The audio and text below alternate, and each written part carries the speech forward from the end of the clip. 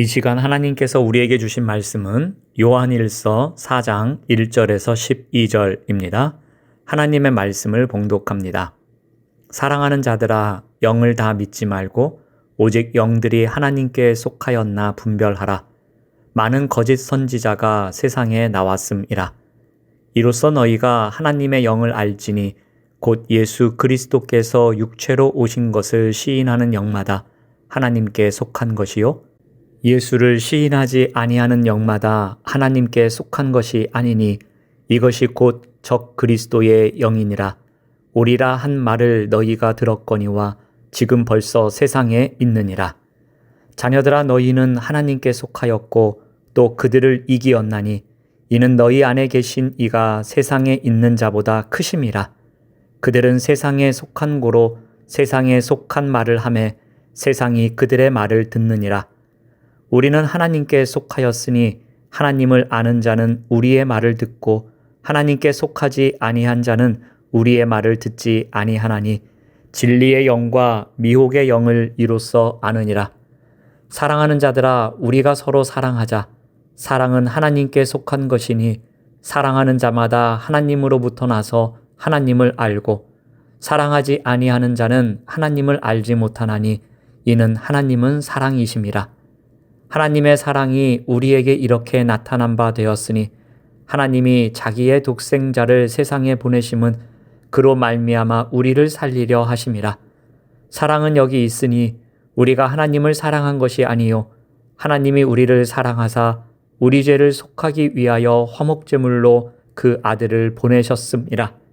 사랑하는 자들아, 하나님이 이같이 우리를 사랑하셨은즉 우리도 서로 사랑하는 것이 마땅하도다. 어느 때나 하나님을 본 사람이 없으되 만일 우리가 서로 사랑하면 하나님이 우리 안에 거하시고 그의 사랑이 우리 안에 온전히 이루어지느니라. 아멘. 오늘 말씀의 제목은 분별하는 지혜, 실천하는 사랑입니다. 성도에게 진리와 거짓을 분별하는 지혜는 매우 중요합니다. 왜냐하면 분별력을 상실하면 거짓에 현혹되기 쉽고 거짓의 영을 따르면 영적, 육적 삶이 모두 황폐해지기 때문입니다.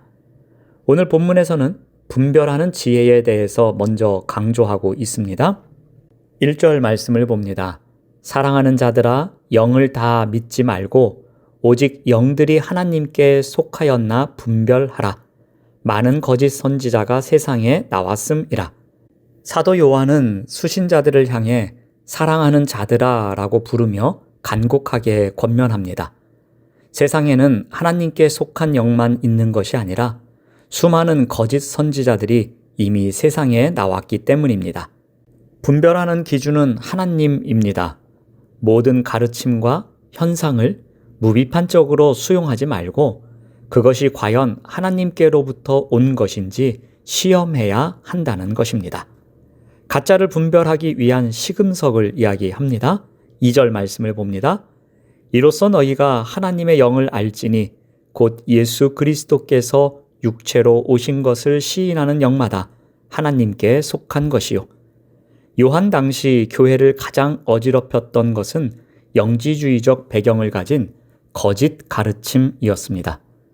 그들은 영은 선하고 육은 악하다는 이분법적 사고에 갇혀 있었습니다. 그들은 어떻게 거룩하신 하나님의 아들이 추한 인간의 몸을 입고 올 수 있느냐며 예수님의 인성을 부정했습니다. 예수님이 진짜 몸으로 오신 것이 아니라면 그분이 당하신 고난과 죽음은 하나의 연극이나 환상에 불과하게 됩니다. 우리를 대신해 질고를 지시고 죄를 씻기신 대속의 은혜가 송두리째 흔들리는 것입니다. 그래서 사도 요한은 단호하게 말합니다. 예수께서 육체로 오신 것을 시인하지 않는 영마다 하나님께 속한 것이 아니요 이것이 곧 적그리스도의 영이라고 선포합니다. 사도 요한은 이제 승리의 비결을 언급합니다. 4절 말씀을 봅니다. 자녀들아, 너희는 하나님께 속하였고 또 그들을 이기었나니 이는 너희 안에 계신 이가 세상에 있는 자보다 크심이라. 거짓 선지자들의 세력이 강해 보이고 그들의 유혹이 집요할지라도 성도가 담대할 수 있는 이유는 명확합니다. 하나님께 속한 자이기 때문입니다. 성도는 이미 하나님께 속하였고 거짓 영들을 이기었습니다. 이는 우리의 능력이 아니라 우리 안에 계신 하나님이 세상에 있는 자보다 크시기 때문입니다. 이제 사도 요한은 최종적으로 듣는 태도를 통해 분별의 기준을 제시합니다. 6절 말씀을 봅니다. 우리는 하나님께 속하였으니 하나님을 아는 자는 우리의 말을 듣고 하나님께 속하지 아니한 자는 우리의 말을 듣지 아니하나니 진리의 영과 미혹의 영을 이로써 아느니라. 하나님을 진정으로 아는 자는 사도들이 전한 바른 복음에 귀를 기울입니다. 그러나 하나님께 속하지 않은 자는 진리의 말씀을 거부합니다. 현대의 이단과 사이비들도 성경을 똑같이 인용합니다.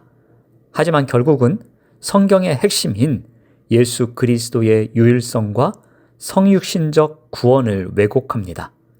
우리는 기록된 말씀 위에 굳게 서서 귀의 즐거운 소리가 아니라 생명의 말씀을 분별해야 합니다. 그러므로 성도는 영적인 눈을 떠야 합니다. 거짓의 영을 따르면 영육이 황폐해지지만 진리의 영을 따르면 생명을 얻습니다. 그 분별의 절대 기준은 예수 그리스도가 나의 죄를 위해 인간의 몸을 입고 오신 하나님의 아들임을 믿는가에 있습니다. 이 진리 위에 굳게 서서 세상을 이기는 성도가 되시기를 바랍니다. 오늘날 이단과 사이비 종교들 역시 성경과 다른 주장을 내세웁니다.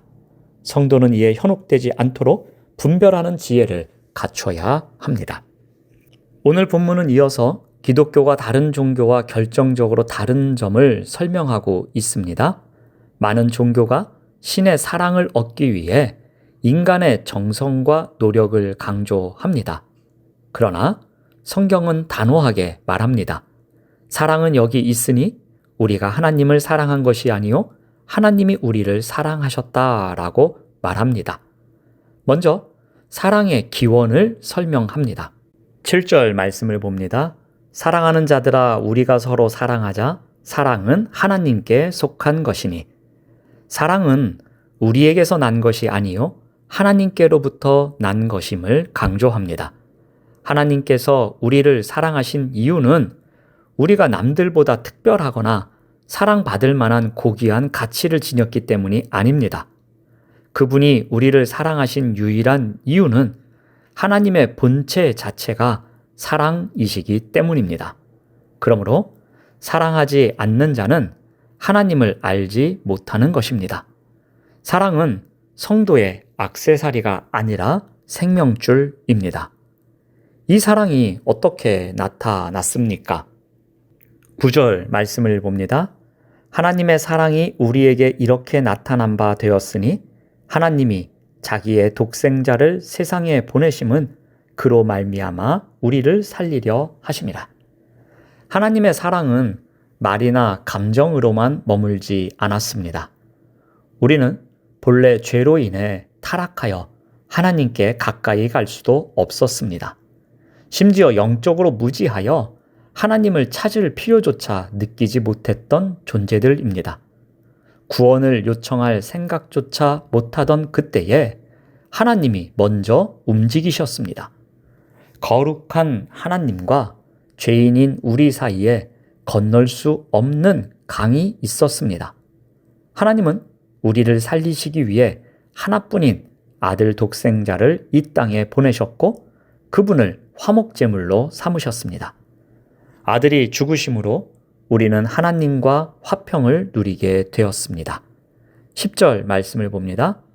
사랑은 여기 있으니 우리가 하나님을 사랑한 것이 아니요 하나님이 우리를 사랑하사 우리 죄를 속하기 위하여 화목제물로 그 아들을 보내셨음이라. 이것이 복음의 핵심입니다. 사랑의 주도권은 전적으로 하나님께 있었습니다. 이제 사랑의 완성을 설명합니다. 11절 말씀을 봅니다.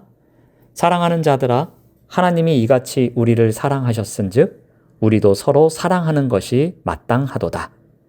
이제 사도 요한은 십자가 사랑을 받은 성도가 나아가야 할 방향을 제시합니다.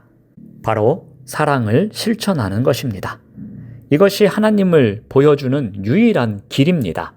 12절 말씀을 봅니다. 어느 때나 하나님을 본 사람이 없으되 만일 우리가 서로 사랑하면 하나님이 우리 안에 거하시고, 어느 누구도 하나님을 직접 눈으로 본 사람은 없습니다. 세상 사람들은 하나님이 어디 있느냐고 조롱하기도 합니다.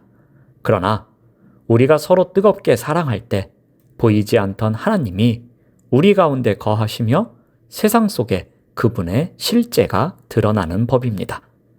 십자가를 통해 하나님의 사랑이 확증되었듯이 이제는 성도들의 헌신적인 사랑과 섬김을 통해 하나님이 보인다는 것입니다. 우리가 형제를 용서하고 품으며 사랑을 실천할 때 하나님의 사랑이 우리 안에서 온전히 완성되는 것입니다. 우리는 자격 없는 죄인이었습니다. 그러나 아들을 버리신 하나님의 사랑으로 새 생명을 얻었습니다. 그 사랑은 명사가 아니라 동사입니다. 하나님이 먼저 우리를 사랑하셨듯이 이제 우리의 삶의 현장에서 형제를 사랑함으로써 보이지 않는 하나님을 세상에 생생하게 보여주는 축복의 통로가 되어야 할 것입니다. 기도하겠습니다. 하나님 감사합니다. 분별하는 지혜와 실천하는 사랑을 갖고 살아가도록 인도하여 주시옵소서. 그래서 나와 공동체와 이웃과 이 나라를 세워가는 그리스도의 일꾼이 되도록 인도하여 주시옵소서. 예수님의 이름으로 기도드립니다. 아멘. 생명의 말씀으로 나를 채우사 주의